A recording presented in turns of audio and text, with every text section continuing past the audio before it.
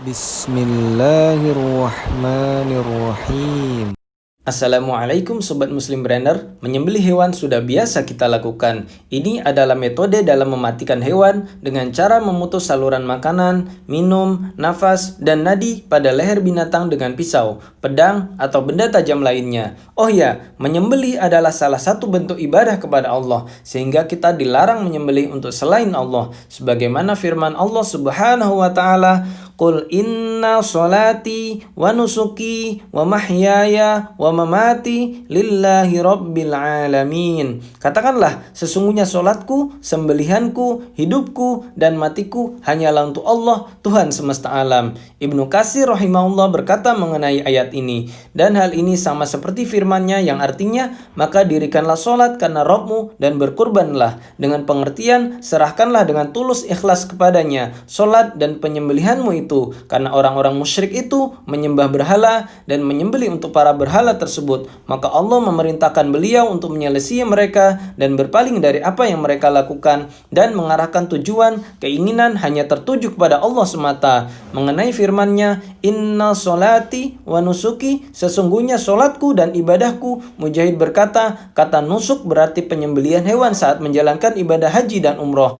Sedangkan Ats-Tsauri mengatakan dari As-Suddi, dari Sa'id bin Jubair, ia berkata, nusuki berarti sembelihanku. Sebagaimana kita lihat kebiasaan kaum musyrikin, mereka menyembelih hewan untuk ditujukan kepada selain Allah, misalnya kepada jin di tempat-tempat keramat, di laut, di gunung, dan lain sebagainya. Maka kita sebagai umat Islam harus membedakan diri dengan mereka dengan tidak menyerahkan tumbal kepada makhluk-makhluk Allah. Tetapi yang harus kita lakukan adalah menyembelih hewan dengan menyebut nama Allah dan memakan dagingnya. Sebab Allah tidak membutuhkan darah dan daging, melainkan Allah hanya menerima ketakwaan kita. Sebagaimana firman Allah Subhanahu wa Ta'ala, daging-daging dan darahnya itu sekali-kali tidak dapat mencapai keridhaan Allah, tetapi ketakwaan dari kamulah yang dapat mencapainya. Demikianlah Allah telah menundukkan untuk kamu supaya kamu mengagungkan Allah terhadap hidayahnya kepada kamu, dan berilah kabar gembira kepada orang-orang yang berbuat baik.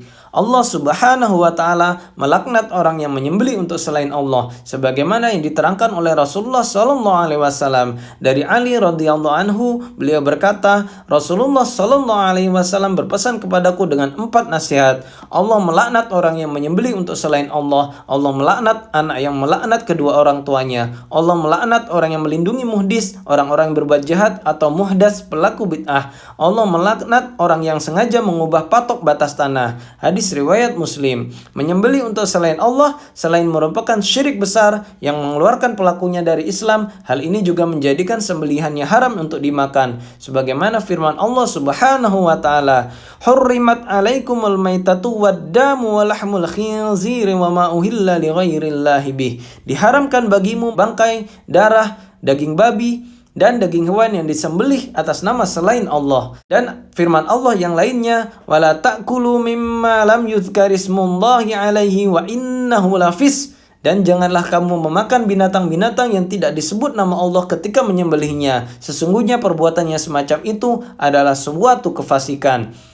Perbuatan syirik yang serupa dengan menyembelih untuk selain Allah adalah memberikan sesajian. Meskipun hal ini bukan barang sembelihan, namun sama syiriknya seperti menyembelih untuk selain Allah. Sebagaimana yang diterangkan oleh Rasulullah sallallahu alaihi wasallam dari Tariq bin Syihab, beliau menceritakan bahwa Rasulullah sallallahu alaihi wasallam pernah bersabda, ada seorang laki-laki yang masuk surga gara-gara seekor lalat, dan ada pula laki-laki lain yang masuk neraka gara-gara lalat. Mereka para sahabat bertanya, bagaimana hal itu bisa terjadi wahai Rasulullah?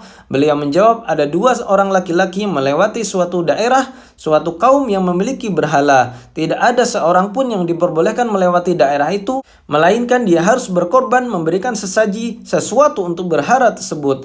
Mereka pun mengatakan kepada salah satu di antara 2 lelaki itu, berkorbanlah. Maka dia menjawab, aku tidak punya apa-apa untuk dikorbankan. Maka mereka mengatakan, berkorbanlah walaupun hanya dengan seekor lalat. maka dia pun berkorban dengan seekor lalat, sehingga mereka pun memperbolehkan dia untuk lewat dan meneruskan perjalanan. Karena sebab itulah dia masuk neraka. Dan mereka juga mengatakan kepada orang yang satunya, berkorbanlah. Dia menjawab, tidak pantas bagiku berkorban untuk sesuatu selain Allah Azza wa Jalla. Maka mereka pun memenggal lehernya, dan karena itulah dia masuk surga. Hadis riwayat Ahmad. Nah, sobat muslim brainer, mari kita pastikan setiap apa yang kita sembelih dengan menyebut nama Allah saja, dan kita tidak memberikan sesajian apapun. Jika kita memiliki hajat tertentu, maka mintalah kepada Allah Subhanahu wa Ta'ala, karena dialah yang penguasa alam semesta dan dialah yang bisa memperkenankan doa. Like jika video ini bermanfaat. Barakallahu fikum. Wassalamualaikum warahmatullahi wabarakatuh.